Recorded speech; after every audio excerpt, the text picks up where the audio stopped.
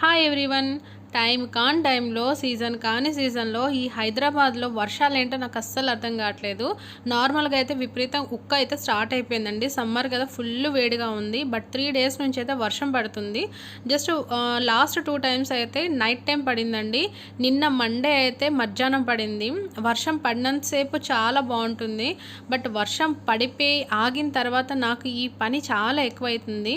నాకు ముందు వైపు కొన్ని ప్లాంట్స్ పెట్టుంటాను, వెనక బాల్కనీ వైపు కూడా ప్లాంట్స్ పెట్టుంటానండి.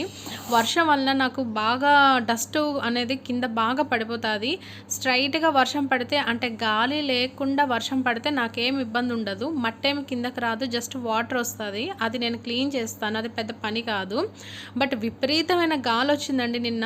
వర్షం ఎంత గట్టిగా పడిందో దానికి 2 వింతలు ఎక్కువగా గాలి కూడా వచ్చేసిందండి. ఆ గాలి వల్ల ఏంటంటే వర్షం నీరంతా ఆ మొక్కల్లో పడి దాంట్లో ఉండి మట్టంతా కింద పడింది.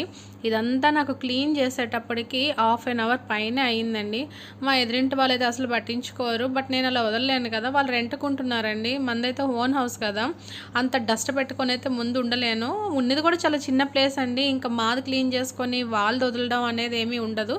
ఇంకా మొత్తం అయితే క్లీన్ చేసుకొని కూర్చున్నాను. మీ ఇంట్లో కూడా ఇంతేనా? వర్షం పడితే ఎంత హ్యాపీగా ఉంటుందో తర్వాత క్లీన్ చేయడం అనేది అంత కష్టంగా ఉంటుందండి. వాచ్మెన్ వాళ్ళు క్లీన్ చేస్తారు, బట్ అది కామన్ ఏరియాలో మొత్తం క్లీన్ చేస్తారండి. ఎవరింటి ముందు వాళ్ళే క్లీన్ చేసుకుంటాం కదా.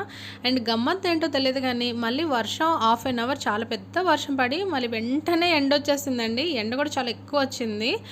ఏంటో ఈ వర్షాలు అర్థం కాదు. మీరుండే ఏరియాలో వర్షం పడుతుందా లేదో అనేది నాకు కామెంట్ చేసి నాకు చెప్పండి.